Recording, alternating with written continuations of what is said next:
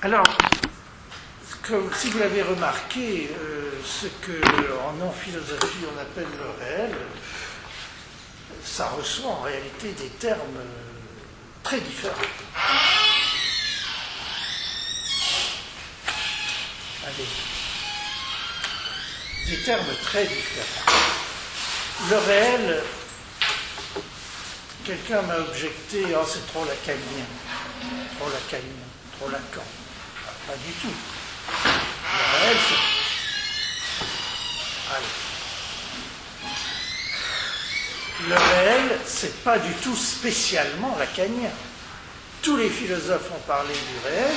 Hegel, je dirais le premier, le plus grand des idéalistes, enfin l'idéalisme absolu, il lui faut ce qu'il cherche, c'est le réel, évidemment. Aucun philosophe n'oublierait de chercher le réel. Alors évidemment, il peut nommer le réel de manière différente. La plupart du temps, il est nommé par le terme d'être, évidemment. Alors, c'est ça qui va... Comme j'expliquerai dans la suite, il a fallu procéder à certains choix terminologiques. Et j'ai évacué le terme d'être. J'ai préféré dire le réel. Parce qu'effectivement, le réel, il y a non seulement la grande tradition philosophique qui parle du réel, mais il y a aussi, c'est vrai, Lacan. Et Lacan n'en parle pas comme la grande tradition philosophique. Puisque le réel, c'est plutôt quelque chose qui se tiendrait chez Lacan du côté de l'autre, pas de l'autre symbolique, mais d'un autre, non pas plus autre que l'autre symbolique, mais d'un autre qui a ce pouvoir de faire hésiter la parole, de faire s'embarrasser la parole, de mettre le discours en aporie, en quelque sorte. Le réel, c'est l'impossible. Le réel, c'est l'impossible.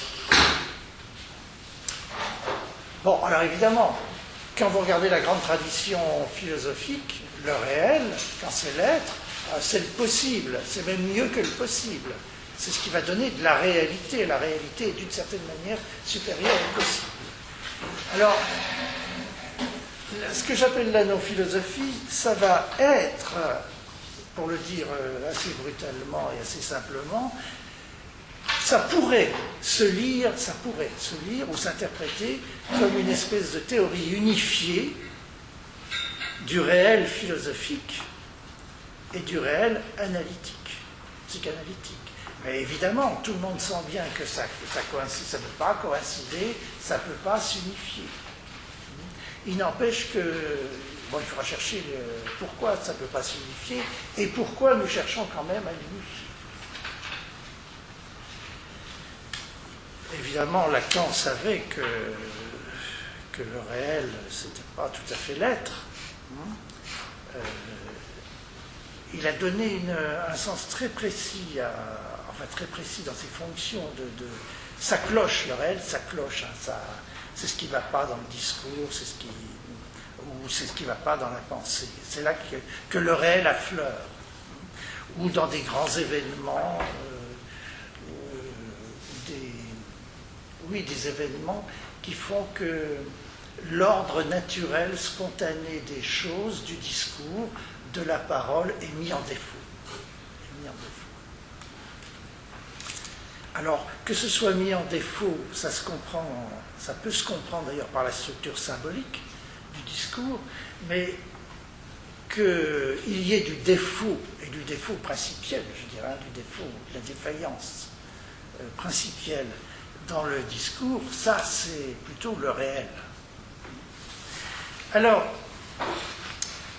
donc je me suis réfugié sur le terme de réel, comme vous savez, et je ne renie pas ce terme, effectivement, je le préfère de toute façon à être. Car le terme d'être, je lui trouverai plus tard une autre signification, par rapport au réel, justement. Mais ça, ce sera donc dans la non-philosophie. Alors, ensuite, après réel, j'ai introduit un autre terme qui fait c'est évident, ça fait toujours sursauter les gens. J'ai introduit le terme d'homme. On va dire alors humanisme. Non, pas du tout. Hein, c'est un concept non humaniste, c'est-à-dire non métaphysique et non rationnel de l'être humain, de l'homme. Ce que j'appelle d'ailleurs l'homme en personne, avec des tirets, pour le distinguer de tout anthropos, de tout objet anthropologique. Donc je l'ai appelé aussi, serait l'homme en personne, alors ça a beaucoup d'effets, hein, ça a beaucoup d'effets éthiques évidemment, et d'effets voire politiques, d'effets défensifs sur les problèmes de la défense de l'homme, la défense de la victime par exemple. Je l'ai appelé surtout, serait l'immanence radicale, je l'ai défini par l'immanence radicale. Alors ce terme d'immanence radicale, au fond, il est très fondamental, mais on va dire tout à l'heure pourquoi il y a des termes plus fondamentaux que d'autres. En un sens, ils s'équivalent tous, ces termes. Je les utilise tous pour désigner cette entité que l'on peut appeler le réel ou l'homme en personne. Mais vous verrez qu'il y a des termes plus fondamentaux que d'autres. Et évidemment, réel, identité, homme en personne, immanence radicale, c'est fondamental. De même, vécu radical, vécu, au sens du Erlebnis, husserlien. Erlebnis, Husserl a employé un terme neutre, le vécu. Donc le vécu, c'est pas la vie. C'est pas la vie. Il ne faut pas confondre le vécu et la vie. Le vécu, il a quelque chose de neutre, il a quelque chose de plus profond, de plus antérieur encore ou en deçà par rapport à la vie. Il est plus reculé dans l'homme, si je puis dire, dans l'être humain, que la vie. Et de même que, je dirais, il y a une immanence sans transcendance, un réel sans réalité, un homme sans sujet, il y a un vécu sans vie, il y a un vécu sans vie. Alors, ça ne veut pas dire qu'il n'y aura pas de la vie, parce que j'en ai qu'au début, on est tout à fait au début, mais il y aura un vécu sans vie. Donc, bon, puis il y a encore le terme, alors, qui est très métaphysique, le terme d'un. Hein. Mais alors, pour distinguer là aussi ce terme de son usage métaphysique, j'ai parlé d'un en un.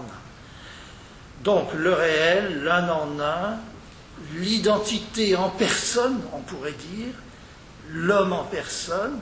Il m'arrive de dire le réel en personne pour le distinguer du réel ontologique, du réel de l'être. L'immanence radicale, alors l'immanence, c'est pas la peine, si elle est radicale, c'est pas la peine de dire en personne. Ça va relativement dessous. Donc, globalement, cette instance, et je ne dis pas cette première instance, car justement, elle n'est pas première.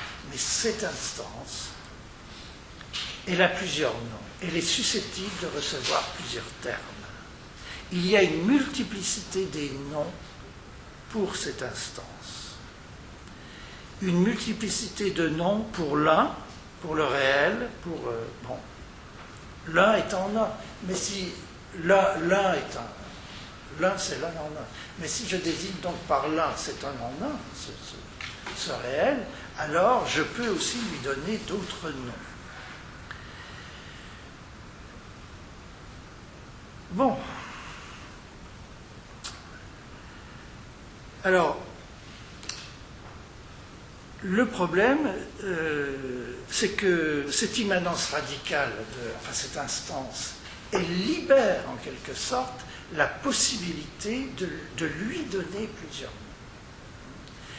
Dans la métaphysique, dans la philosophie, l'être, vous prenez l'être par exemple, il y a une multiplicité de significations de l'être, tel qu'Aristote par exemple les a énumérées. Mais vous ne pouvez pas dire n'importe quoi de l'être. Vous ne pouvez pas dire n'importe quoi. Vous ne pouvez pas confondre l'être et l'étant. Il peut y avoir confusion de l'être et de l'étant, mais alors ça, c'est l'interprétation que donne Heidegger de la métaphysique. Bon, l'être, c'est pas l'autre. Évidemment, il peut y avoir une combinaison de l'être et de l'autre. Par exemple, chez Platon, dans le Sophiste. Mais disons que l'immanence radicale, elle a cette propriété, c'est pour l'instant une sorte de symptôme, c'est une question d'appréciation ou de sensibilité. Elle a cette espèce de propriété de libérer un grand nombre de termes qui sont synonymes. Est-ce que ce sont des synonymes de cette instance, pour cette instance? Je ne sais pas, c'est une question que l'on posera plus tard. Ça posera la question de la synonymie et aussi de l'homonymie. Mais en tout cas, l'immanence radicale, elle libère une certaine multiplicité de noms. Alors je dis tout de suite que cette multiplicité, elle n'est pas infinie. Elle n'est pas infinie, on ne peut pas dire n'importe quoi à propos de cette instance. Non, je précise ça parce que je me suis posé la question, évidemment. Est-ce qu'à propos de cette instance d'immanence radicale, qui n'est pas l'être, qui n'est pas l'autre, qui n'est même pas l'un métaphysique, mais qui est l'un en un, est-ce que tous les termes, sans exception, peuvent être dits? Bon, évidemment pas. Ça n'aurait aucun sens.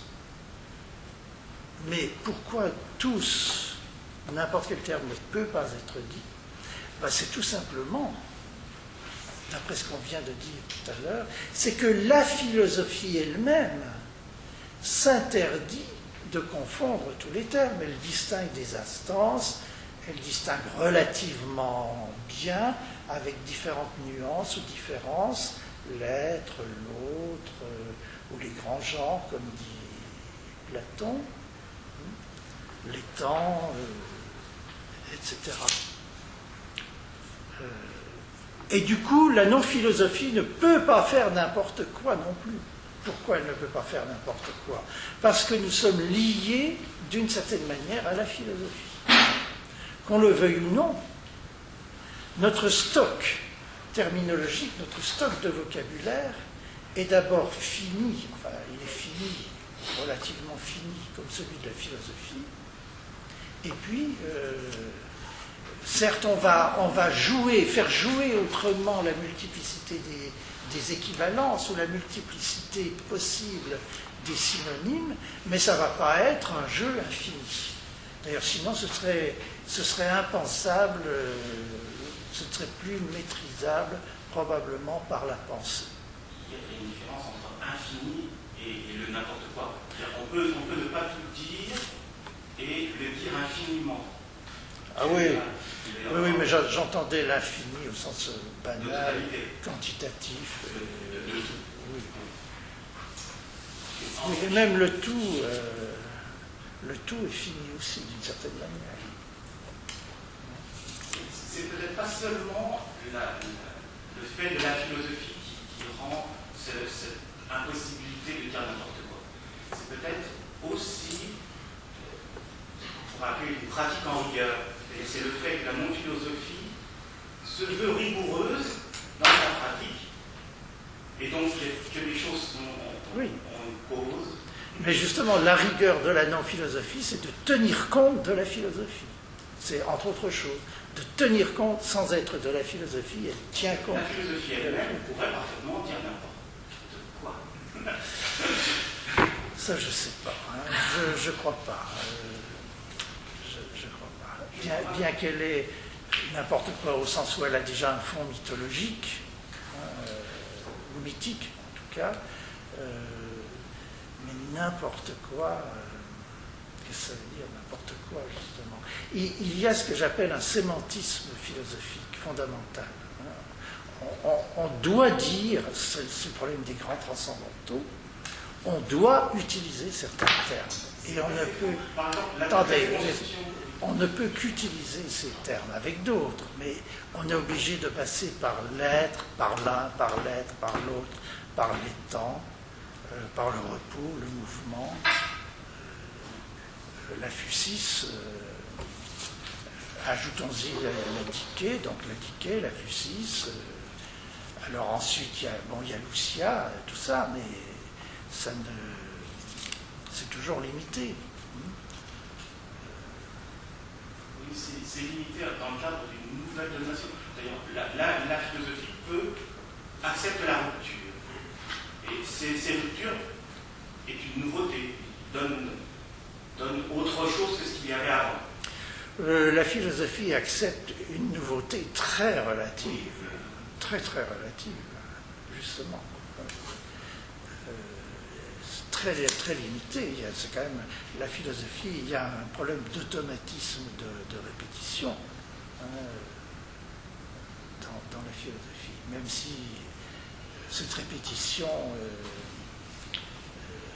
les données de cette répétition, les données empiriques de cette répétition, ou les données, voire non empiriques, par exemple religieuses, ultra-métaphysiques, varient d'un système à l'autre. Et puis, du coup, la syntaxe philosophique elle-même, bien qu'elle ait des invariants, je crois qu'il y a des invariants de philosophie, sinon on ne pourrait pas dire la philosophie. Malgré l'invariance de ces syntaxes, elle subit des torsions, des modifications. C'est un problème le renouvellement se fait à la fois sur le plan terminologique et sur le plan syntaxique, mais c'est toujours très limité. Et notre problème, c'est justement de trouver un réel tel que la répétition philosophique soit bousculée, soit plus bousculée que par la philosophie elle-même. C'est pas de se débarrasser de la philosophie au sens où on jetterait un vieux vêtement ou un vieil objet technologique obsolète. Non, la philosophie n'est pas vraiment obsolète, même pour la non-philosophie. Disons qu'elle représente peut-être l'Ancien Testament, mais bon, ça ne veut pas dire que l'Ancien Testament soit obsolète, malgré le Nouveau. Bon, alors, on pourrait mettre écrire sur la porte de cette salle, là, nul n'entre dans la non-philosophie s'il n'admet pas que le réel est fort clos au logos. Nul n'entre dans la non-philosophie s'il n'admet pas que le réel est fort clos au logos. Bref, vous voilà délivré d'avoir à faire des mathématiques. Alors, du point de vue de la pensée, pensée-langage, le réel a l'air de s'annoncer comme une inconnue égale x, une inconnue égale x, mais qui est peu à peu déterminée par ses propres effets dans le langage, dans la philosophie, par ses propres effets dans la philosophie. Le réel sera progressivement déterminé, c'est comme ça que l'on peut présenter le problème. D'abord, il sera progressivement déterminé comme une inconnue x par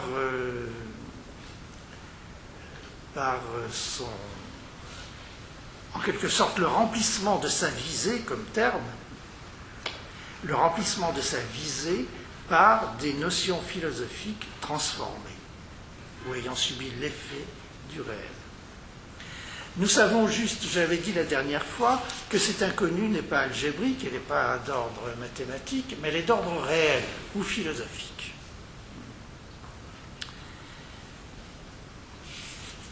Bon, nous savons ensuite que cette inconnue est radicale, elle n'est pas absolue. Alors ça, c'est capital.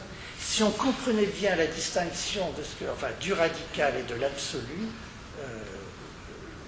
on comprendrait, j'ose pas dire, on n'aurait pas une vision de la non-philosophie, mais on comprendrait vraiment tous les enjeux. Pour moi, la radicalité, qui a été très utilisée par les philosophes, Descartes, Husserl, évidemment, par les philosophes du commencement radical, du commencement absolu, justement, ils identifient commencement radical et commencement absolu, ou fondement absolu. Eh bien, le radical, ça renvoie pour moi, seule l'immanence peut être radicale. Là, l'immanence qui n'est qu'immanence. Alors évidemment, si vous dites une transcendance radicale, moi je vous dirai tout de suite, si on analyse la chose, une transcendance radicale, c'est une transcendance absolue. Si vous parlez d'immanence radicale, je ne suis pas sûr qu'elle puisse être absolue. Elle est radicale, mais elle n'est pas absolue. Alors, radical, ça renvoie donc à la racine, mais à la racine de la racine, à l'immanence de la racine. L'immanence de la racine. D'ailleurs, on pourrait dire le radical, hein, si on voulait sémantiser encore plus la non-philosophie, utiliser des termes comme ça, on pourrait dire le radical. Voilà, qu'est-ce que cette instance c'est le radical, avec un R majuscule. Alors, c'est pas radical au sens linguistique, hein, au sens de la grammaire, c'est radical au sens de ce qui est seulement immanent. Par contre, l'absolu, lui, c'est un mouvement d'abstraction, de séparation, qui est relatif à un point de départ, puis absolu. L'absolu n'est jamais tout de suite absolu, sinon c'est Dieu. Et encore, Dieu a un gros problème. Parce que, comme dit Maître Eckhart, Dieu n'existe que depuis qu'il a créé les créatures. Avant, qu'est-ce qu'il y a? Avant, il y a la déité. Alors, il a trouvé une astuce, c'est la déité, qui, elle, ne dépend pas des créatures, hein, c'est le fond ultime de Dieu, mais Dieu est lié à ses créatures. Ce qui est d'ailleurs... donc Dieu a une histoire par la force des choses. Hein, ce que toute la philosophie moderne a conclu. À partir de Jacob Böhme jusqu'à Hegel, Dieu a une histoire.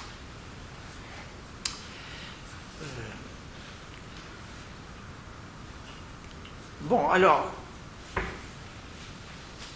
la déité, on pourrait dire, elle est radicale et absolue chez Maître Eckhart. Mais Dieu, lui, c'est un absolu. C'est-à-dire, il est relatif à ses créatures, il s'est autonomisé par rapport à elles, où il pose son absolu, il pose son être comme absous de l'expérience, absous des créatures.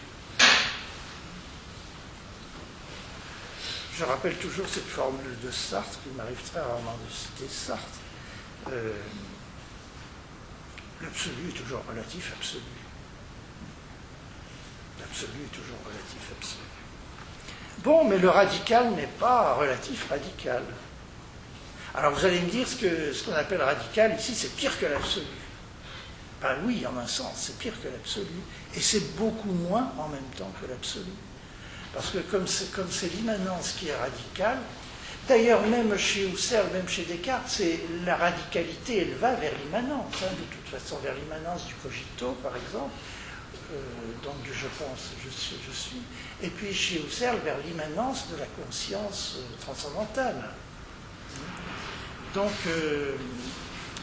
là on suit quand même une certaine logique philosophique. Disons qu'on n'est pas totalement étranger ou violent ou anti-philosophique. Alors, cette radicalité, elle ne vaut que d'une instance qui reste, va-t-on dire, intérieure à elle-même, qui ne sort pas de soi, qui revient à sa place. Dirait Lacan, comme il le dit du réel, le réel, c'est ce qui revient toujours à sa place. Mais c'est une formule ambiguë, parce que s'il revient à sa place, ça veut dire qu'il est en réalité absolu.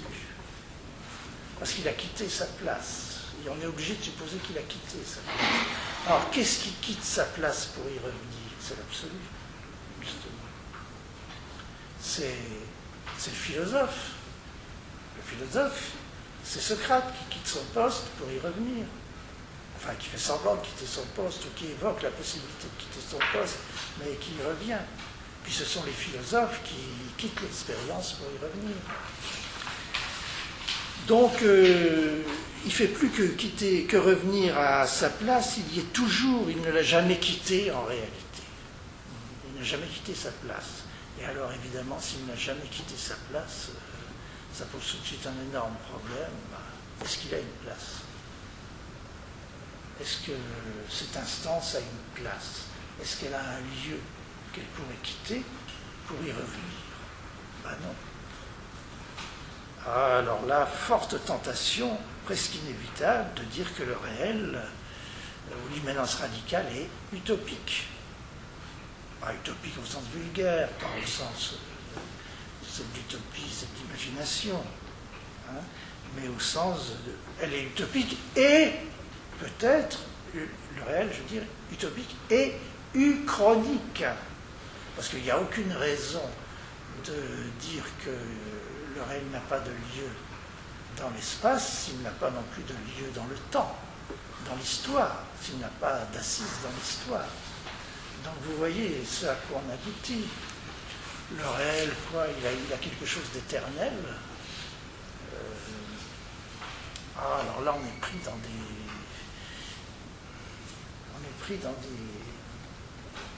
des dérives métaphysiques, évidemment. On est tenté de métaphysiquer le réel à outrance. Et c'est pas ce qu'il faut faire non plus. C'est-à-dire, il faut métaphysiquer, si je puis dire. Il faut utiliser la philosophie pour dire le réel, mais il faut toujours maîtriser les termes. Il faut savoir que quand on avance un terme philosophique, pour l'utiliser dans la non-philosophie, il faut le traiter. On ne peut pas avancer un terme sans prévoir ou programmer un traitement non-philosophique de ce terme. Par exemple, je dirais tout à l'heure, le réel, il y a encore d'autres catégories utilisables, d'autres termes utilisables. Je vais parler de... Ah oui, alors ça paraît contradictoire, mais ça n'est pas... je vais parler de futur, même futuralité, futural. Je veux dire que le réel est futural. Ouais, il faut créer des termes aussi. Hein. On ne va pas s'embêter à toujours répéter les mêmes. Il est futural. Hein. Existentiel, c'est terme en âne. Il est futural. Oui, il faut être aussi un peu poète dans la philosophie, hein, c'est absolument nécessaire. Il y en a qui disent que c'est de la poésie. Bon. Non, je dirais que c'est de la philofiction. Pas de la fiction philosophique, mais c'est l'usage de la philosophie pour un certain type de fiction. Bon. Laissons ça de côté pour l'instant. Que le réel soit futural, comment ça peut aller avec l'idée que le réel est immanent? Et on a dit qu'il ne sortait pas de soi. Ben, vous voyez, on est pris dans une contradiction. Pourquoi est-on pris dans une contradiction? C'est parce qu'on réfléchit philosophiquement. C'est-à-dire, on voudrait que les deux prédicats immanents, futural, futur, enfin bon, se disent, soient des prédicats qui décrivent une chose qui s'appellerait le réel. Mais le réel, ou l'homme en personne, n'est pas une chose que l'on devrait décrire. C'est ce qui fait fonctionner la pensée, mais ce n'est pas une chose que l'on décrit.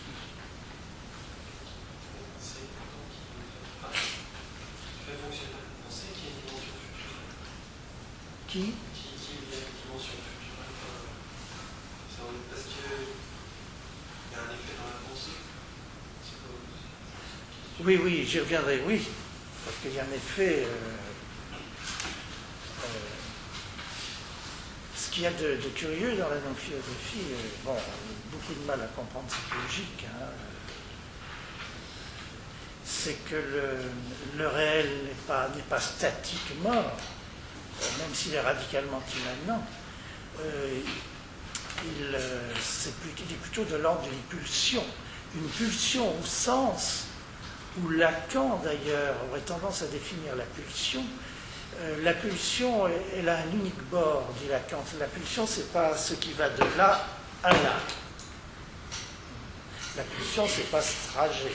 La pulsion, c'est ce qui part, je ne sais pas où. Ou, on pourrait le dire autrement, la pulsion, c'est ce qui part de je ne sais pas où pour aller là, sur un objet. La pulsion part de nulle part pour arriver sur un objet. Ben, c'est ce qui va se passer avec le réel. Le réel, il part, si tant est qu'il parte, de nulle part, utopique, de nulle part, il ne part pas d'un lieu précis. Par contre, il va vers des lieux précis. Et ce lieu précis de tous les lieux, qu'est-ce que c'est? C'est la philosophie, évidemment. Il va vers la philosophie. C'est pourquoi j'ai toujours dit, en anthropologisant un peu la chose, enfin, en mettant un peu d'heideggerianisme dans le discours, l'homme est vraiment jeté au monde, mais attention, il est jeté au monde, il n'est que jeté vers le monde. Il est jeté d'où, on ne sait pas. C'est pire que chez Heidegger, il n'est pas jeté. Il n'est pas jeté par l'angoisse. L'être jeté au monde n'est pas un existentiel, enfin, c'est une façon d'exister, on retrouvera plus tard l'existence. Mais il y a quelque chose de plus profond que l'existence, et ce n'est pas l'essence là, mais ce qui est plus profond que l'existence, c'est le réel, justement. L'essence précède l'existence, l'existence précède l'essence. Oui, non. Alors, le réel précède l'essence? Eh bien non. Le réel ne précède pas l'essence, le réel ne précède pas l'existence. Le réel ne précède rien du tout. Le réel ne précède rien du tout. Le réel n'est pas premier. Ah, oui, évidemment, le réel n'est pas premier. Et la plus grande tentation philosophique, la tentation de philosopher le réel, c'est au fond de dire le réel est premier. Qu'est-ce que vous faites? Eh bien, vous comptez le réel quand vous dites qu'il est premier. Et vous le comptez d'une manière spéciale. Vous en faites un compte qu'on va baptiser ordinal. Ordinal. Ce n'est pas un compte cardinal. Vous êtes d'accord, monsieur? Dans cet usage très métaphorique, allez-vous penser de notions mathématiques vagues? Bon, non, mais je pense à Badiou. Vous savez, Badiou, l'unité de compte, enfin le 1 de compte, ça ne vaut pas pour l'être. Pour l'être, en tant qu'être, pour l'être comme multiple de multiples. L'un de compte apporte la consistance de la présentation des choses. Hein. Mais sous cet un de compte, il y a le multiple de multiples, à l'infini ou l'infini.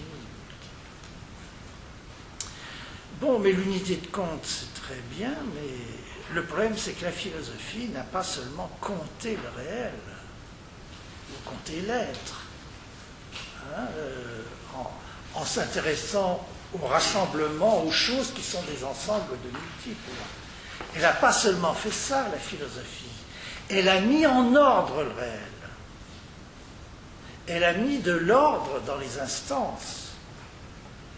L'être est malgré tout premier. D'ailleurs, alors, à ce moment-là, on se dit, d'ailleurs, à propos de la philosophie, mais pourquoi l'un n'est-il pas premier? pourquoi n'est-il pas premier? Et je ne sais pas si Heidegger se pose réellement ce problème. Je ne sais pas, je ne crois pas.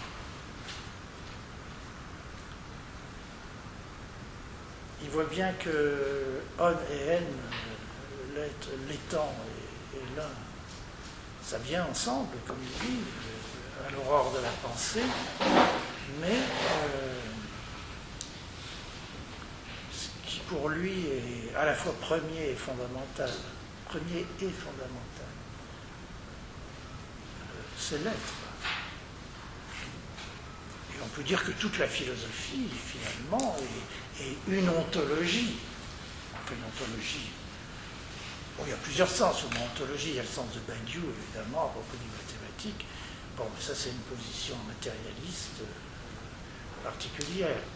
Mais la grande tradition, pour la grande tradition idéaliste, on peut dire que toute la philosophie est quand même massivement une ontologie. Même si on distingue justement des instances à l'intérieur de l'ontologie. En tout cas, la philosophie a compté de deux manières différentes le réel, ou ce qui lui sert de réel. Elle l'a compté numériquement, elle l'a compté de manière ordinale, en mettant un ordre au sens plus général du terme. Il y a les choses premières, il y a les choses secondes. Il y a la philosophie première, évidemment, la philosophia prima, et la philosophie seconde. Et ça va jusqu'à un texte de Derrida qui s'appelle Première, seconde. C'est sur Condillac, c'est sur l'archéologie de la frivolité, un texte qui est paru dans une collection de poches, donc sur Condillac, seconde, première. Ouais. Est-ce qu'on peut concevoir d'autres opérations, puisqu'on a en quelque sorte montré la géométrie? Alors, géométriser, oui, on pourrait peut-être imaginer, le réel au sens philosophique, on pourrait toujours essayer, mais ça je crois pas, oui, on pourrait toujours essayer, par exemple, de lui appliquer quelque chose comme la théorie des catastrophes, c'est-à-dire interpréter tout ce qui est faille, limite, frontière, rupture, arête, pli, repli, dépli, tout ça à travers une théorie géométrique dynamique qui s'appelle la théorie des catastrophes, dont on avait beaucoup parlé il y a 20 ans, hein, c'est René Thom qui en est le créateur.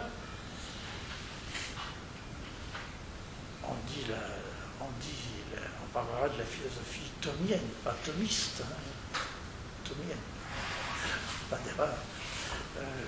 Mais on n'en parle plus beaucoup. Mathématiquement, elle a eu beaucoup de... Elle a maintenant certains détracteurs. En tout cas, on ne lui attache plus l'importance que Thom lui avait attachée. Mais c'est vrai que le retrait... Moi, une fois, j'avais pensé faire justement qu'il serait intéressant de faire une espèce de topologie, de regarder la philosophie sous sa forme, sous son mode d'existence topologique, hein, avec une topologie dynamique, justement, avec tous les mouvements, comme le retrait ou la soustraction, Badiou, l'abstraction, le geste d'abstraction, essayer de faire un catalogue des gestes philosophiques fondamentaux, des opérations philosophiques. Parce qu'on oublie trop souvent que la philosophie, c'est un système d'opérations. Aussi. Et c'est un système de distinction. Ça, les scolastiques savaient qu'ils avaient commencé à faire un catalogue de différents types de distinctions possibles dans la philosophie. Dans l'ontologie, surtout. Oui, on pourrait, mais je ne sais pas si ça a été fait. Alors, ce ne serait pas de la non-philosophie, hein, ce serait une sorte de géométrisation évidemment non cartésienne, de degré supérieur. Plutôt comme une mise en matériaux préalable. Pour ensuite, quelque chose comme la non-philosophie. Si vous parlez de matériaux préalables, moi ça m'oriente vers ça. Mais... Oui. Difficile, mais peut-être, c'est peut-être possible. Mais qu'est-ce que ça veut dire? Alors une non-géométrie? Une non-géométrie de la philosophie. C'est un vaste programme. Hein. Enfin, vous avez des perspectives infinies de travail. Oui, je ne sais pas. On trouverait beaucoup d'éléments en ce sens-là chez Lacan, chez Deleuze, évidemment, très peu chez Derrida, parce que Derrida, topologie, il n'y met pas trop. Chez Heidegger, chez Nietzsche aussi.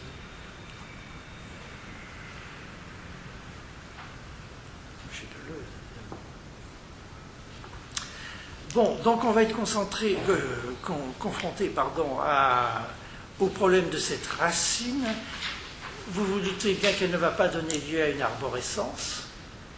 C'est pas l'arborescence que critique Deleuze, vous savez, dans Rhizome, dans le texte qui s'appelle Rhizome. Ce ne sera donc pas une arborescence, mais la racine va rester en elle-même, en quelque sorte, en elle-même. C'est-à-dire qu'on ne va pas, on va supposer que la racine, je l'avais dit la dernière fois, ni elle ne s'envole dans l'élément aérien et céleste, ni par le biais des feuilles, etc. Elle ne devient pas un végétal de la pensée, ce n'est pas une pensée végétale, pas un arbre de la pensée, ni elle n'entretient des relations avec le sol. Comme s'il y avait un sol plus originel que la racine. C'est la thèse de Heidegger, ça, il y a un sol plus originel encore que la racine. Puisque le problème que soulève au début de question 1 Heidegger à propos de l'arbre de la philosophie de Descartes, c'est que Descartes ne se serait pas posé, évidemment, il y a toujours des présuppositions, il ne se serait pas posé le problème du nourrissage de la racine par le sol. Il donne les racines comme ça.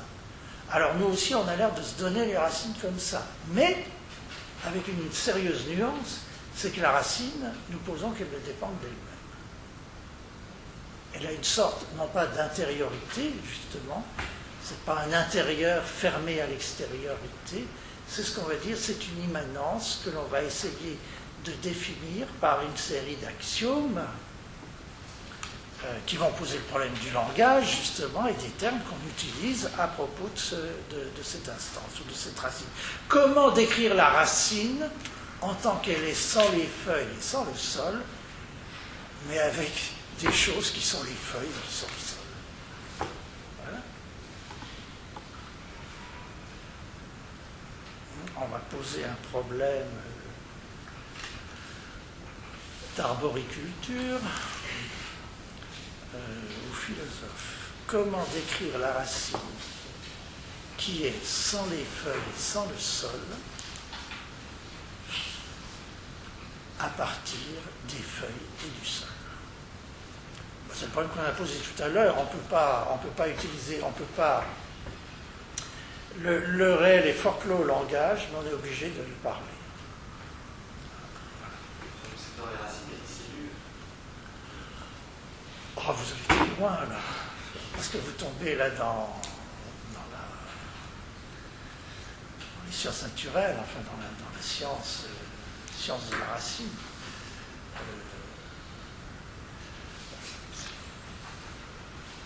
La racine, telle que je l'entends, elle ne peut pas avoir de cellules. C'est la cellule elle-même.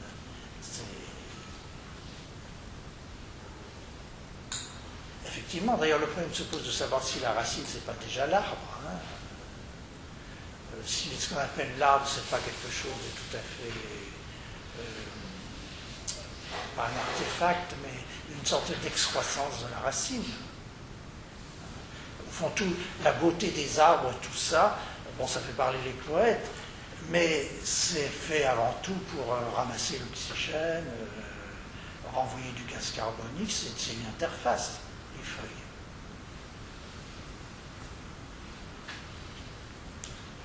Mais l'essentiel, c'est la racine.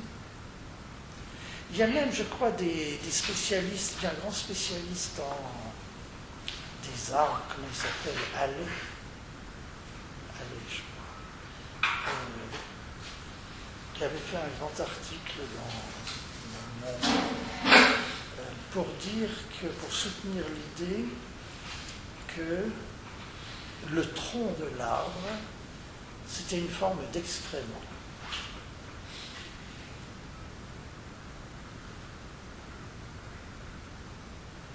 Bah oui, évidemment, c'est l'excrément, c'est l'ensemble des excréments de l'arbre. Vous voyez à quoi tiennent vos meubles. Ah oui, c'est ce qui est absorbé par les feuilles, tout ça, ou bien par la racine, c'est le dépôt, le tronc, c'est le dépôt de tout ça. Ça sécrète quelque chose, ou ça excrète quelque chose. L'arbre, c'est un tas de feuilles sur son excrément. Voilà. Excusez-moi. Bon, enfin, oui. Si on donne une métaphore de Descartes sur son arbre, on peut considérer que les termes de la non-philosophie puissent être ses racines. Mais lui, il va bien spécifier que toute la substance vient des branches. En fait, il va déterminer les différentes sciences dans les branches. Et est-ce que vos termes, je les sens plus au niveau des branches qu'au niveau des racines? Je ne sais pas ce que vous avez l'air de dire. Ah, les termes, oui, mais le réel. Les termes ne sont pas le réel. Tout notre problème, c'est de savoir comment utiliser les termes ou les symboles, on va dire, il pourrait distinguer termes et symboles d'ailleurs, pour plus de clarté analytique. Les symboles, comment va-t-on utiliser des symboles qui viennent de la philosophie, entre autres, pour dire, que veut dire dire là d'ailleurs, pour dire ou pour parler le réel, qui ne supporte pas ce dire.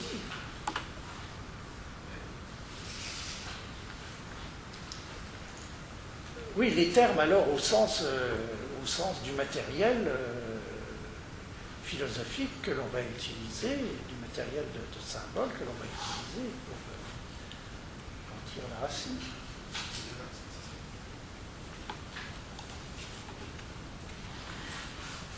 Alors, bon, donc comment concilier ces deux thèses, la multiplicité possible des noms et puis la forclusion du réel au langage d'une manière générale. Alors, premièrement, le réel est séparé du langage philosophique, du logos, comme usage du langage naturel.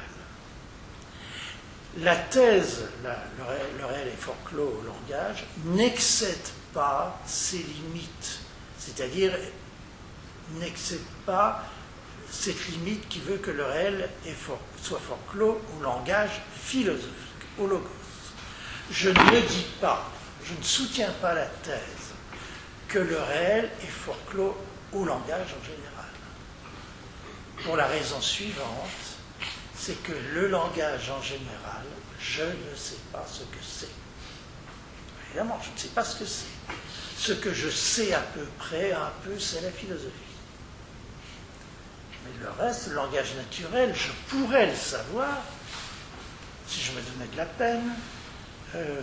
Mais à partir de quoi? À partir de la philosophie, évidemment. Je me mets à philosopher, j'utilise la linguistique, etc. Je fais du Derrida, éventuellement. Bon. Mais même la pensée, des formes en soi de la pensée, je ne sais pas ce que c'est. Vous comprenez, la non-philosophie se donne des choses, mais des choses quand même relativement précises dans leur généralité. On ne se donne pas n'importe quoi. Sinon, on arrive à justement à n'importe quoi. D'ailleurs, le rapport du réel et du langage supposé naturel, enfin du langage spontané, commun, où c'est une question de deux en soi, on ne voit pas comment ils communiquent, ou alors il y a la médiation de la philosophie qui les fait communiquer. Philosopher le langage, la linguistique par exemple, voilà notre matériau à nous, nos philosophes.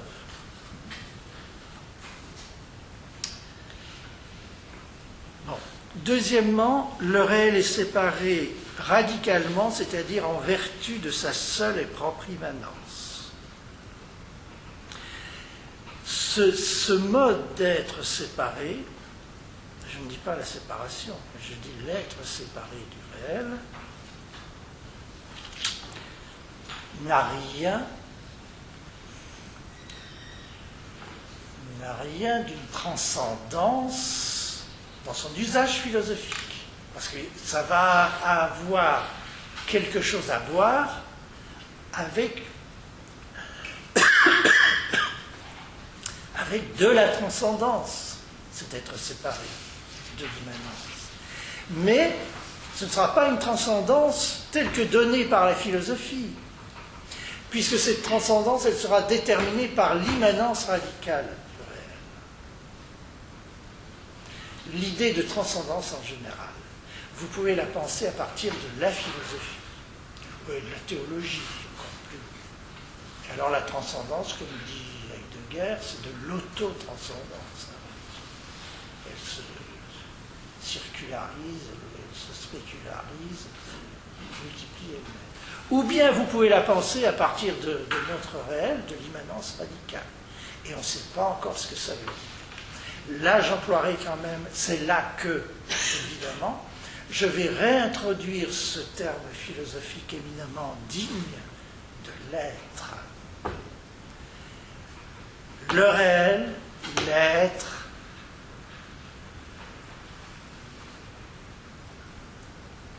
il y aura une troisième instance qui sera le sujet. Oui, l'être, parce que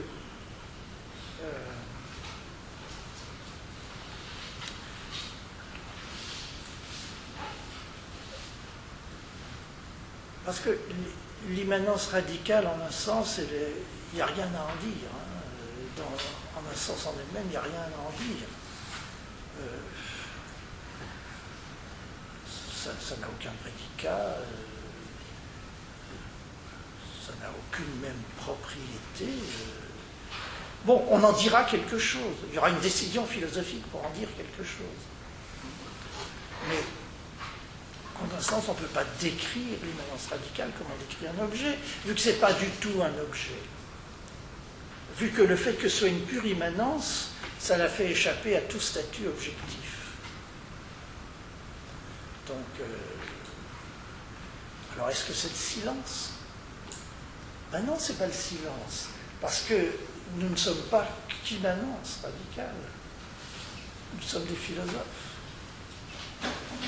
Donc, étant des philosophes, nous avons besoin de parler. Et nous voulons parler. Nous voulons parler.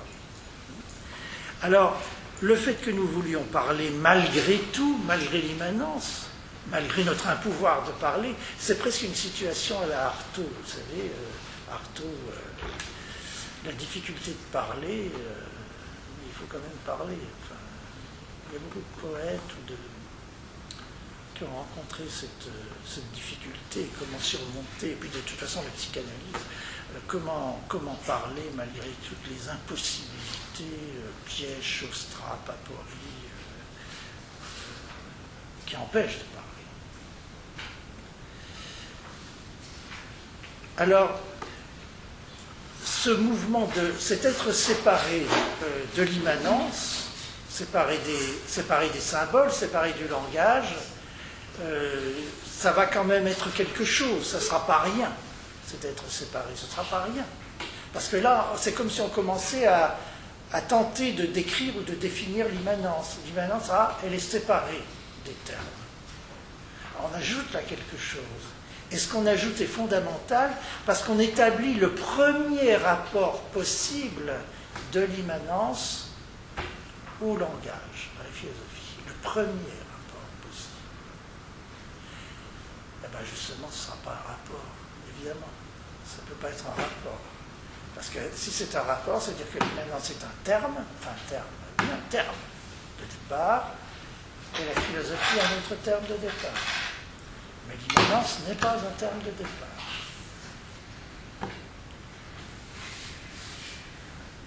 Donc, ce ne sera pas un rapport. Ce sera un demi-rapport, un semi-rapport, un rapport sans rapport, dirait Blanchot. Bon, peut-être une nuance un peu différente. Alors, ça aura quelque chose à voir avec la transcendance, donc avec l'être. On peut le dire, avec l'être. On appellera ça l'être. Effectivement, on va se résoudre à parler de l'être. Donc, l'immanence entretient un rapport d'être, selon l'être, par l'être, avec la philosophie. Mais cet être, il va être très particulier, très bizarre, puisqu'il va dépendre de l'immanence.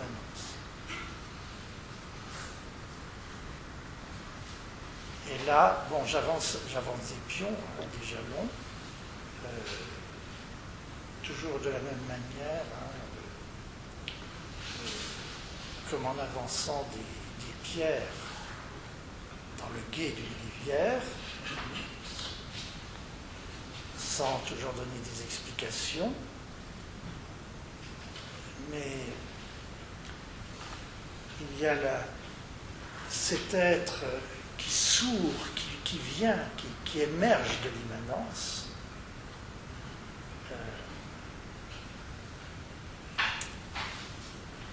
il émerge de l'invisible radical.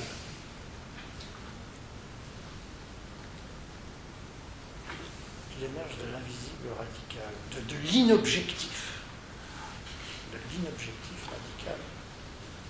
Alors, est-ce qu'il émerge lui-même comme objet? Est-ce qu'il émerge éventuellement comme un objet, enfin comme celui-ci, comme les objets, ou même est-ce qu'il émerge comme le tout des choses, hein? Nous avons l'idée, bon, il y a les choses, les étangs, puis nous imaginons qu'il y a le tout des choses. C'est même pas du Heidegger, ça, hein? C'est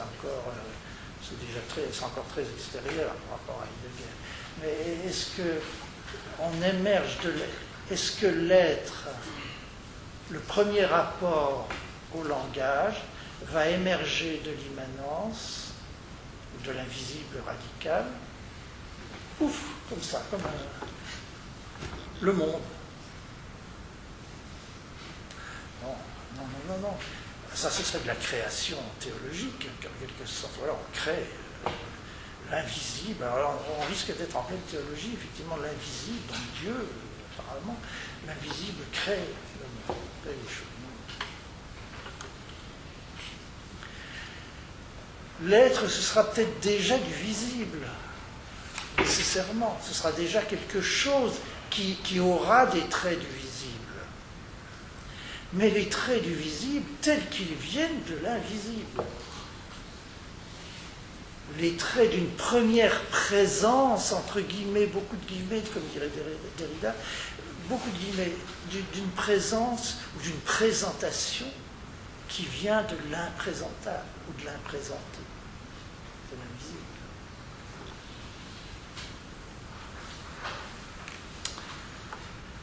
Ah oui, eh bien là, cet être, qui a d'ailleurs des propriétés extraordinaires. Lui, l'être, on va pouvoir en dire beaucoup de choses. Du réel, on ne peut pas en dire grand-chose. Mais évidemment, l'être, on commence à pouvoir parler beaucoup. On va lui donner un nom. On va lui donner, entre autres, un nom particulier. Pas plusieurs noms, évidemment, plusieurs noms. L'être, c'est d'abord un nom. Mais on va lui donner un autre nom, qui a quelques rapports avec futuralité, et qui désigne son mode de présentation, son mode peu bizarre de présentation. Bon, mais là, c'est peut-être une tentative un peu volontariste de nomination. Cet être qui n'est pas l'invisible, qui n'est pas le visible, qui est le premier rapport, le premier non-rapport possible entre l'invisible et le visible, on va dire qu'il est clandestin. Il est clandestin.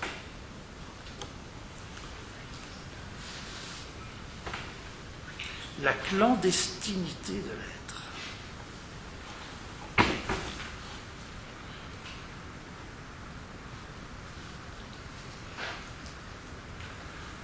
L'invisible ne peut tolérer quelque visibilité. Je ne dis pas la grande visibilité, pas le plein jour, pas le soleil de la raison, hein, pas la parousie, pas la manifestation totale et aveuglante. Non, non. Il va se manifester, son mode de manifestation, son mode d'être, le mode d'être de l'être, on va l'appeler la clandestinité. Et c'est lui qui arrive à pas de colombe, si on peut reprendre la formule de Nietzsche. C'est lui qui arrive à pas de colombe. Il ne fait pas de bruit. Il ne fait pas beaucoup de bruit, en tout cas. De même qu'il n'aveugle pas. L'être qui brille, ça se trouve un peu chez Heidegger aussi, mais c'est très grec ça, l'être qui brille. Comme la gloire du héros, le héros qui brille. Comment ? Ah, là ça me gêne. J'aime pas ces comparaisons avec les animaux. Enfin, j'aime pas les comparaisons avec les animaux. Alors,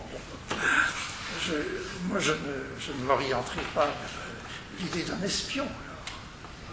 À une taupe. Ah, la taupe hegelienne, souterraine. Oui, c'est pas le souterrain. Enfin, non, parce que l'idée du souterrain, non, alors, il faut bien voir, il y a une grande différence entre les gestes philosophiques et le geste ici non philosophique. Tous les gestes non philosophiques semblent d'une certaine manière recouvrir des gestes philosophiques. Après tout, bon, il y a l'invisible dont j'ai parlé, l'immanence radicale, l'invisible, bon, ça peut être l'invisibilité du bien ou de Dieu, ça pourrait. L'être, la demi-manifestation de l'être, ça pourrait être la manifestation souterraine, la taupe, ou quelque chose de nietzschéen aussi, peut-être les usines à idéal de Nietzsche, ou des formes d'inconscient. Oui, des formes d'inconscient, oui, je suis prêt à utiliser le terme inconscient, mais bon, à condition de le traiter, justement, de prévoir un programme de traitement. Mais en réalité, ce n'est pas du tout le même geste. La philosophie part de ce qui est donné, est pleinement donné, et elle recule dans les souterrains de la pensée. Elle recule dans les strates inférieures, elle recule dans le fondement, elle recule dans la fondation. Elle creuse, le philosophe creuse, parce que le philosophe aime les cavernes. Et il veut trouver une autre caverne derrière la première caverne. Quitte à croire qu'au bout des cavernes, il y aura le grand soleil. Enfin bon, ça. Certains philosophes sont des néo-platoniciens tardifs, on peut aller dans ce sens-là. Non, c'est pas un retrait, c'est pas une soustraction, c'est pas une abstraction, c'est pas une fuite. Tout le geste non philosophique combine plutôt quelque chose comme une, alors je ne sais pas dire une montée, parce que là ça va paraître du sous-Platon ou du Platon, mais combine un aller depuis le nulle part de l'immanence vers du semi-visible,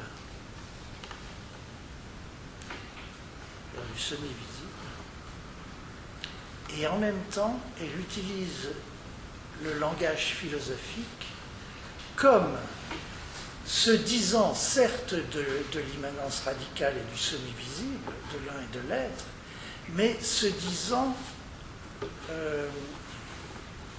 une fois qu'il a été transformé, une fois qu'il a été retraité, ce langage philosophique, je ne peux pas utiliser du langage philosophique avec les syntaxes philosophiques et puis dire, voilà, ça vaut de l'immanence, du réel, ça vaut de la clandestinité, ça vaut de la futuralité, ça vaut de la clandestinité. Non. Ça ne colle pas, ça. J'ai programmé un traitement, une transformation de la philosophie à partir de ces instances. Je ne peux donc pas prendre la philosophie telle qu'elle, non traitée, pour la plaquer sur ces instances. C'est contradictoire, les gens qui ne comprennent pas la non-philosophie ils pensent comme ça. Bon. Donc ils y voient des contradictions. Ah, il y a quelque chose de positif, pas un devenir, bien qu'on pourrait parler de devenir de l'immanence, mais je ne parlerai pas d'un devenir de l'immanence. Il y a quelque chose qui vient, il y a quelque chose de futur, justement, dans l'immanence, ou de futural, plus exactement. Il y a donc quelque chose qui se produit, un agir, comme dirait Heidegger, de l'immanence. Alors cet agir de l'immanence, avec cette idée de futuralité, évidemment, ça nous entraîne vers une vision très différente de la philosophie, parce que c'est quelque chose qui vient. L'immanence, c'est quelque chose qui vient à la philosophie. C'est pas quelque chose qui vient de la philosophie. Même si ça vient aussi de la philosophie, au sens où on utilise du langage philosophique. Mais je ne peux transformer le langage philosophique que parce que je viens d'ailleurs, c'est-à-dire de nulle part. De nulle part. Que parce que j'utopise la philosophie. Je ne peux l'utiliser, la philosophie, que parce que je l'utopise. Mais je ne commence pas par me donner la philosophie pour la maltraiter, comme font les philosophes, excusez-moi. Les philosophes ne cessent de maltraiter la philosophie. Ils tranchent, ils taillent, ils coupent dedans, ils excluent, ils divisent. Humour de boucher. Humour de boucher. Il y en a un qui fait ça admirablement, maintenant c'est Badiou. C'est Badiou. Il fait ça très bien. Mais bon, c'est pas le style de la philosophie.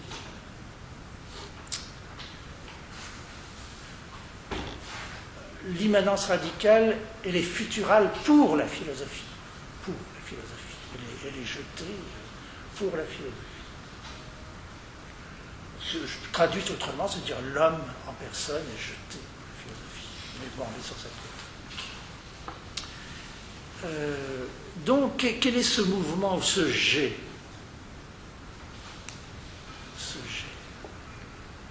Ce jet sans, si vous me permettez, jection.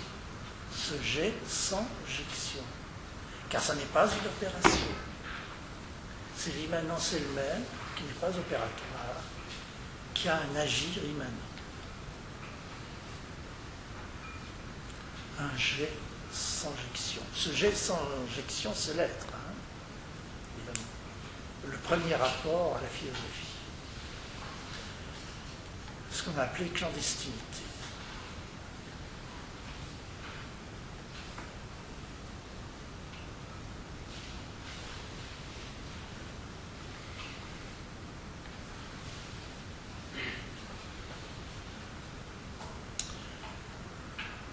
Bon,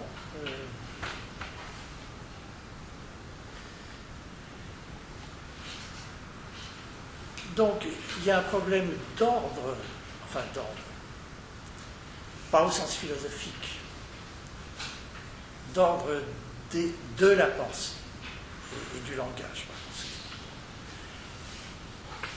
Il faut distinguer, mais les deux choses, l'une détermine l'autre. Il faut distinguer l'ordre du réel, mais ce n'est pas un ordre compté ou ordonné, c'est un ordre qui ne suppose pas une opération, l'ordre du réel, c'est-à-dire l'immanence, l'agir de l'immanence, comme j'ai, sonjection ou être, une forme de transcendance, mais une demi-transcendance en quelque sorte, et puis la philosophie. Vers quoi l'immanence est jetée par le biais de l'être, par le biais de l'être. Il faut retenir ça. C'est-à-dire que l'être, c'est ce qui donne la philosophie. J'ai dit que c'était le premier rapport à la philosophie, mais c'est un non-rapport, ça donne la philosophie. Cet être-là, il donne le discours philosophique, il donne le logos. C'est-à-dire, j'essaie de résoudre par là un problème tout à fait classique de la philosophie, à savoir que nous avons un accès de droit à la philosophie.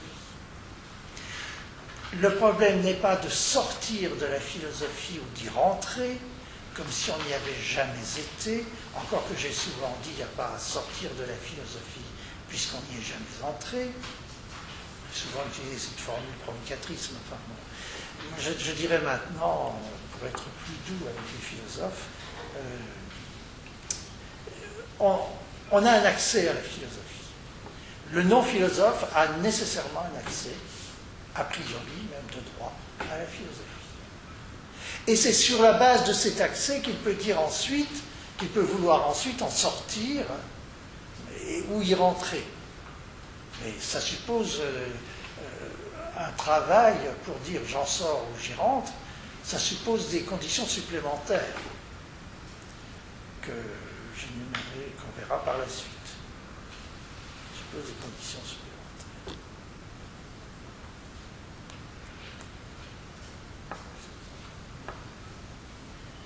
Donc, il y a l'ordre du réel, qui n'est pas vraiment un ordre, parce que l'immanence radicale, qui est séparée de la philosophie, elle nous donne, par le biais de l'être, la philosophie.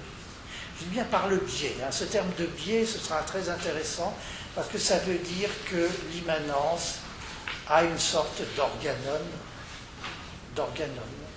qui est l'être. L'immanence radicale a une sorte d'organone qui est l'être. Un organone ou un moyen, est-ce un moyen d'existence pour le réel, pour l'immanence? Oui, d'une certaine manière, un moyen d'existence. Ah, Marx. Là, Marx est grand et inévitable. Comme dit Marx, et les philosophes, ils se préoccupaient un peu des moyens d'existence. Parce que les philosophes ne se préoccupent guère des moyens d'existence.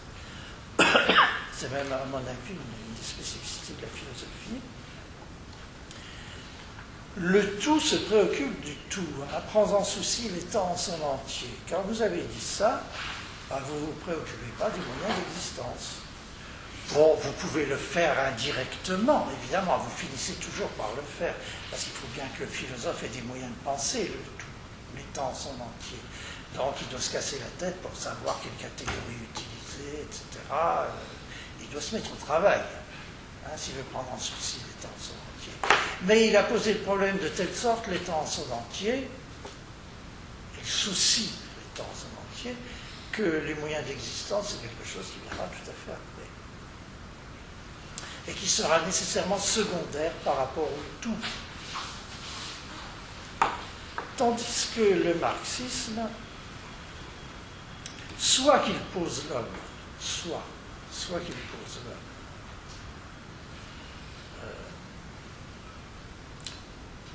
comme dans une sorte d'humanisme marxiste qu'il pose l'homme comme base,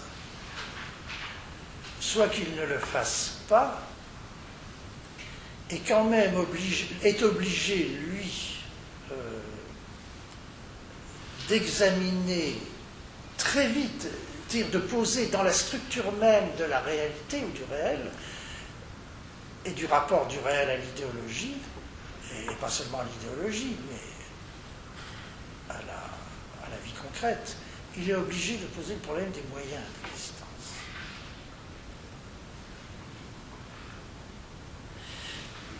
Évidemment, il y a le matérialisme. Et le problème du matérialisme,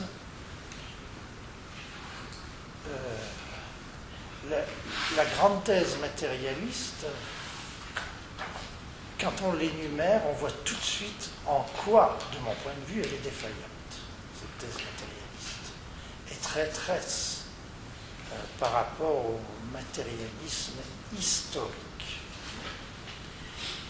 Cette thèse matérialiste, c'est l'être détermine la représentation, la vie détermine la pensée. Ah oui, mais l'être détermine la représentation.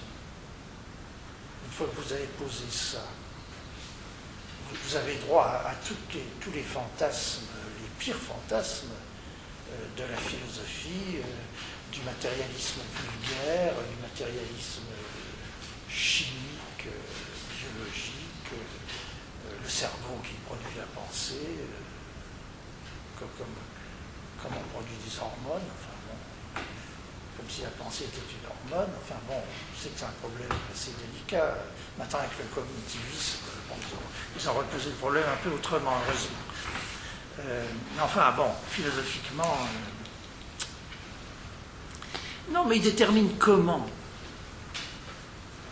La vie détermine l'idéologie, mais comment la détermine-t-elle? Par quels moyens la détermine-t-elle?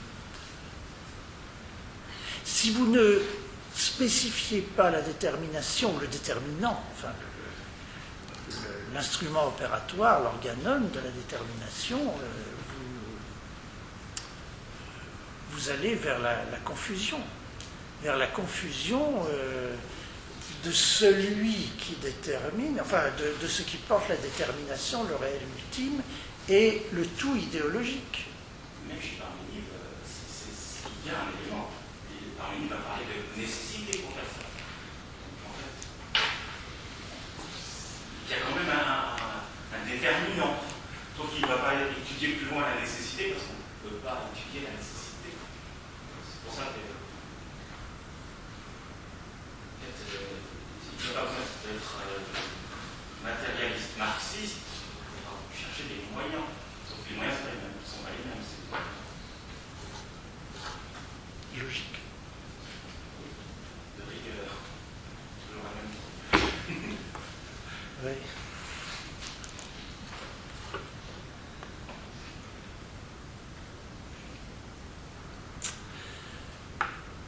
Oui, non, je me pose le problème. Moi, je crois que le matérialisme, la non-philosophie est assez proche d'un matérialisme, hein, mais elle n'est pas matérialiste. Bon, elle pose qu'il y a un réel qui est déterminant de la pensée, tout en étant fort clos à cette pensée, et qui est déterminant de cette pensée parce qu'il y est fort clos, d'ailleurs, on verra ça plus tard. Justement, parce qu'il y est fort clos. Mais il y a quelque chose il y a une circularité trop simple dans le matérialisme. Je regarde par exemple Badiou.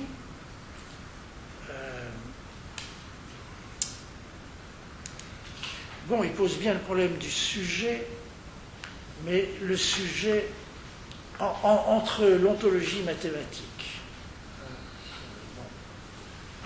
qui est la sphère authentique du matérialisme, donc la matérialité, et puis la philosophie vide, qui est autour de la catégorie de vérité,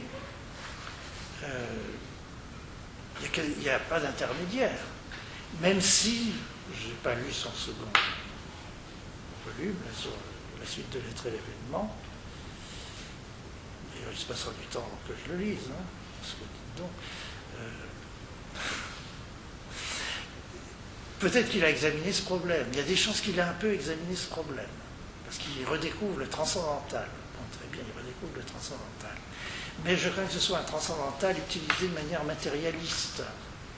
Et ce matérialisme, non, ça veut dire que, au point du réel, il pose donc le multiple de multiple mathématique, alors que nous posons finalement quelque chose de l'homme. Le multiple de multiple, il a sa forme d'immanence, l'homme aussi.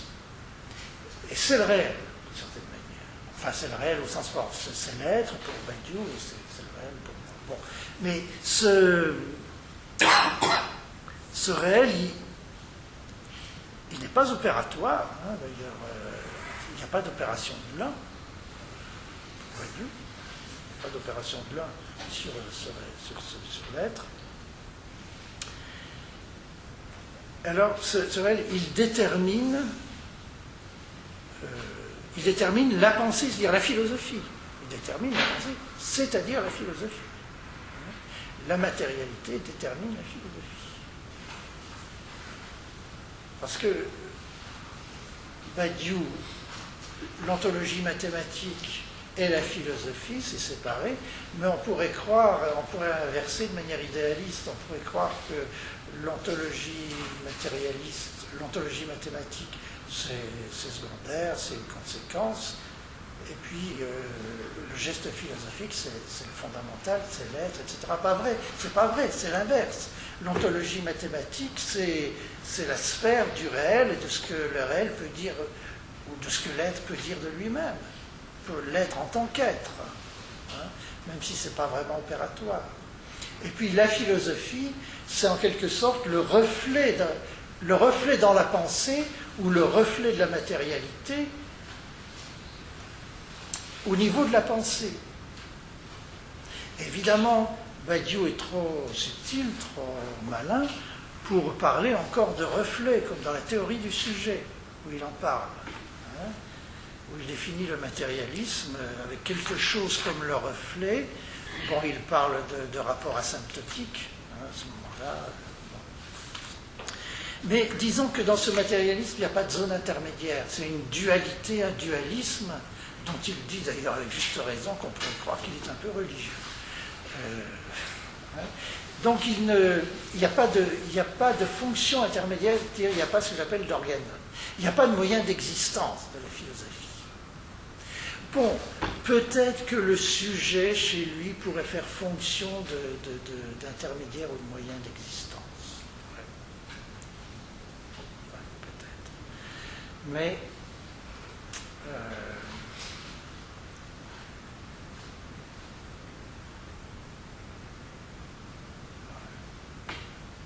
c'est pas très bien.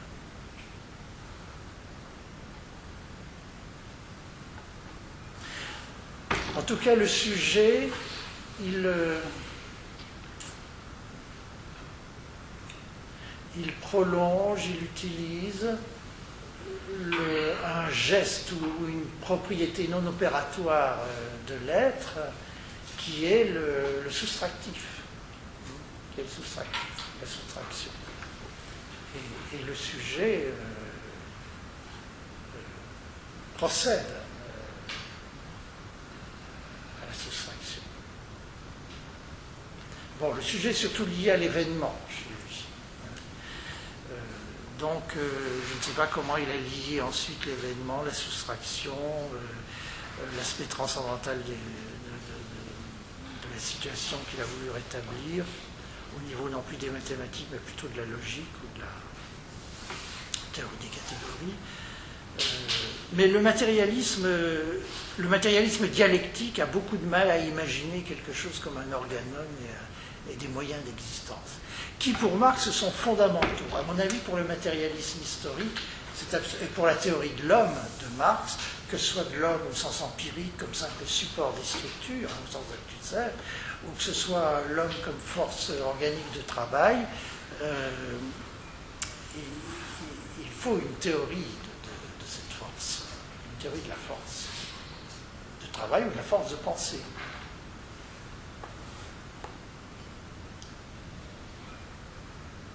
Mais à mon avis, quand on est matérialiste et qu'on part pas du tout, mais du réel comme... alors c'est un infini, je ne sais pas, c'est pas le tout n'existe pas. S'il part de l'infini, si on part de l'infini, évidemment, il n'y a plus d'organone possible. Il n'y a plus qu'un sujet qui, non pas joue avec l'infini, mais un sujet qui est le jouet de l'infini. Mais il n'y a pas de positivité, en quelque sorte, de l'organone, du moyen d'existence. Bon.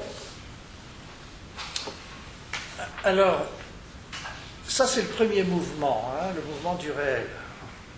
Mais il y a le mouvement de notre discours sur ce réel, ou à propos de ce réel.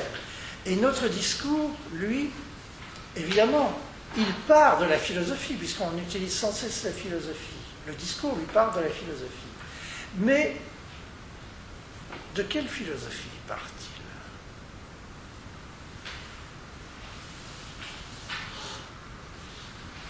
Parce qu'on s'aperçoit là, est-ce qu'on part de la philosophie telle qu'elle est donnée, telle qu'elle se donne, ou est-ce qu'on part de la philosophie telle qu'elle est donnée dans le premier non-rapport du réel à la philosophie? Et bien justement, nous les sujets, on est humains, sans défi, mais nous les sujets, nous bricolons, si je puis dire, ou nous nous battons entre ces deux donations de la philosophie. La philosophie nous est donnée en soi et pour soi comme suffisante. Ça nous est donné comme ça. Habituellement, normalement, je ne sais pas comment dire, il faut préciser. Et puis elle nous est donnée en tant que elle est donnée sans suffisance. Hors de la suffisance, elle est donnée par l'immanence radicale, ou par l'être issu de l'immanence radicale. Elle est donnée de manière clandestine. La philosophie nous est donnée de manière ouverte, pleine, mais suffisante. La philosophie vaut pour tout. Elle vaut pour le réel, enfin elle prétend d'abord pour le réel, pour le sujet, etc. Mais en même temps, elle nous est donnée, heureusement, comme clandestine, c'est-à-dire non suffisante. Et tout le travail du sujet, c'est de jouer ou de défaire la suffisance, d'achever de défaire la suffisance philosophique en utilisant la philosophie clandestine. Alors, sommes-nous des terroristes?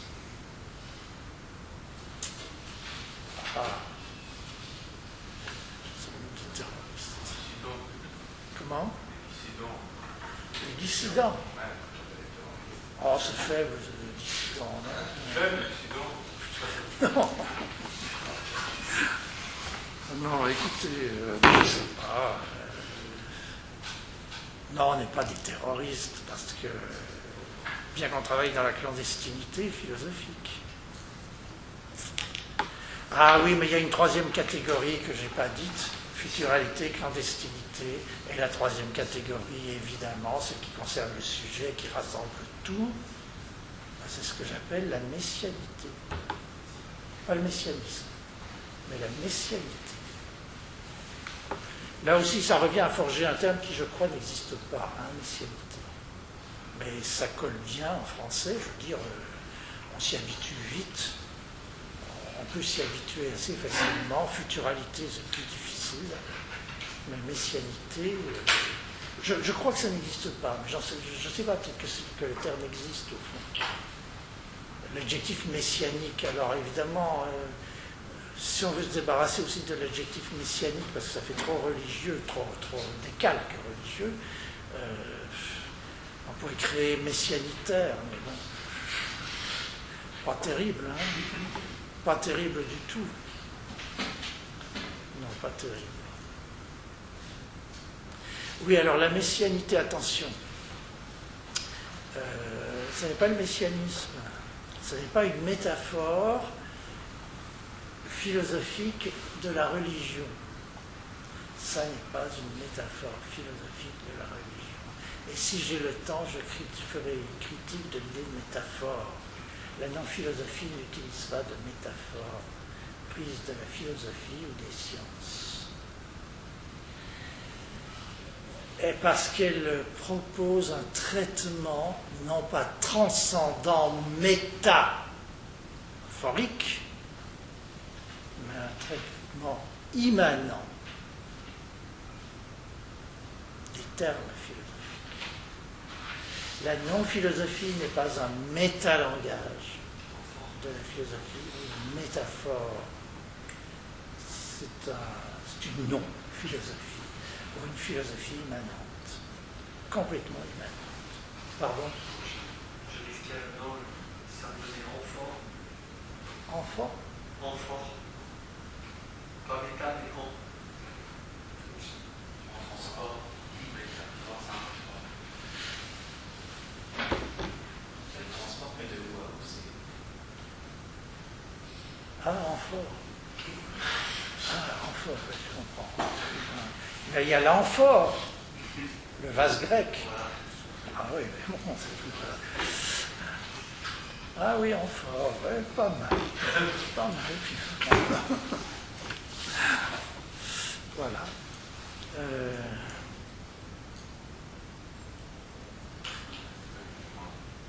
Cette messianité n'introduit pas une sorte de philosophie. Comment? La messianité n'a pas encore n'introduit pas une sorte d'eschatologie dans tout ça. Une eschatologie? Une libération de l'homme. Ah, mais oui. Simplement, ce ne sera pas la même libération que celle prévue par les religions, et que celle prévue par les philosophies, parce que les philosophies prévoient, enfin, programment aussi une certaine émancipation, le terme des aliénations, etc., de l'homme. Hein. Donc, introduire une eschatologie. Oui, les choses dernières, oui. Eschaton, les choses dernières. Oui, il y a une dernière instance. Il y a une chose dernière. La détermination en dernière instance, moi, j'interprète comme la détermination par les choses dernières. Et les choses dernières, ce sont celles qu'il faut poser en premier. Alors en véritable premier, pas la primauté, pas la priorité philosophique, pas le commencement absolu. Et d'ailleurs, on ne parlera plus de priorité. On parlera plus de priorité. J'ai toujours un petit peu peur que ça humanise un peu trop la non-philosophie. Écoutez, ça humanise, oui, mais les risques sont infinis. Il n'y a que des risques dans la non-philosophie. Il n'y a que des risques. Le philosophe est là et il peut sans cesse dire vous humanisez, vous matérialisez, vous réalisez, vous êtes un idéaliste, un réaliste, un matérialiste, un humaniste. C'est du zen, c'est du spinozisme, c'est du parménide, c'est du tout. Mais c'est, à mon avis, l'intérêt de la non-philosophie, c'est que c'est d'une certaine manière un écran blanc sur lequel se projette la philosophie. Enfin, c'est une façon de parler, hein, ça c'est une métaphore.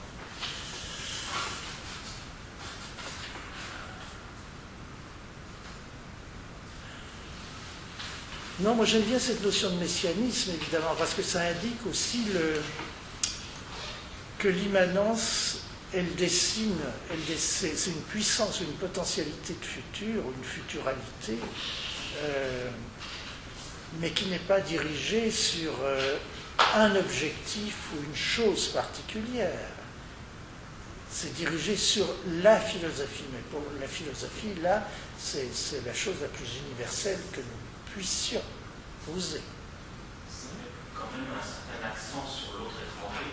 Oui, écoutez, il y a toute une théorie de l'étranger dans la non-philosophie. Hein. Je m'étonne toujours qu'on s'en étonne pas, mais enfin bon, c'est surtout, je dirais, une théorie de l'étranger.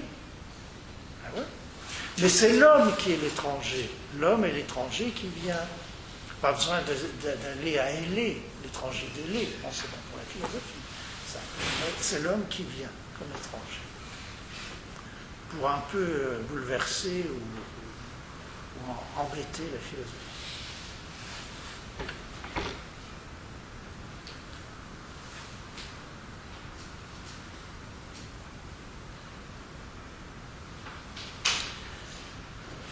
Bon, mais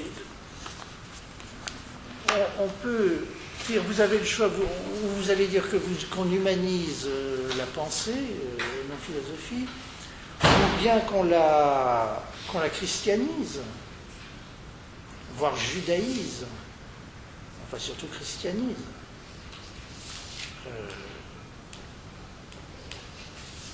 Mais souvenez-vous de ce qu'on a dit, je crois que c'est dans la première séance, sur l'analyse de la philosophie.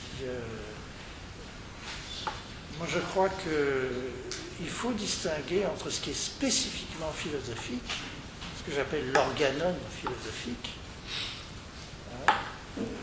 et puis sa tête religieuse et sa, on va dire ses pieds scientifiques. En tout cas, entre l'hyper-réalité, au-dessus du philosophique, qui est divin et théologique, avec des mélanges aux frontières, évidemment, c'est toujours très confus, et l'hypophilosophie, la science est autre chose, les phénomènes. Hypotranscendantal, plus exactement, et hyper-transcendantal.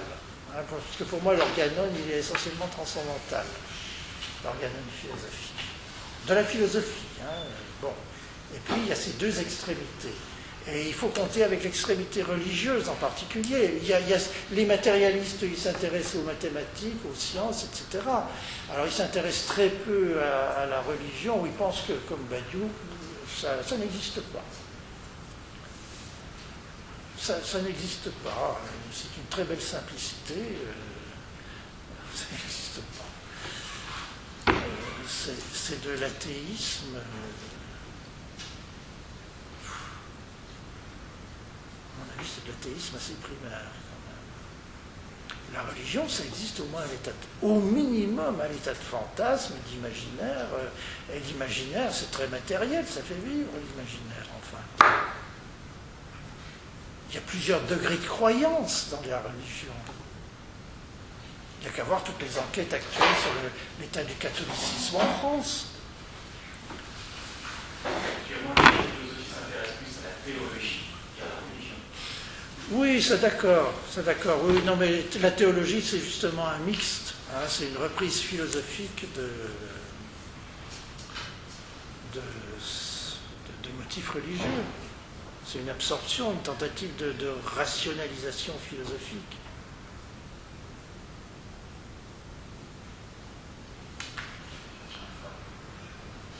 Mais donc, moi, je suis l'ordre philosophique aussi. En parlant de messianité, j'obéis d'une certaine manière à cette articulation, pas ordre, mais à cette architecture philosophique, de la philosophie en général. Il y a un organon, mais au lieu que ce soit le divin ici, qui soit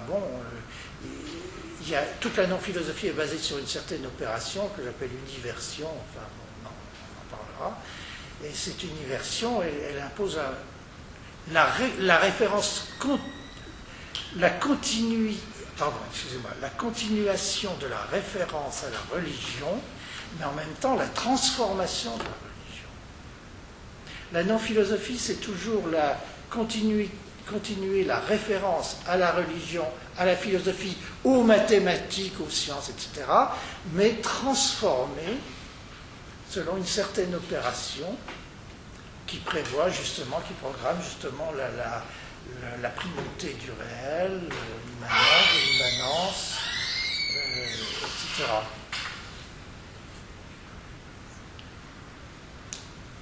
Bon.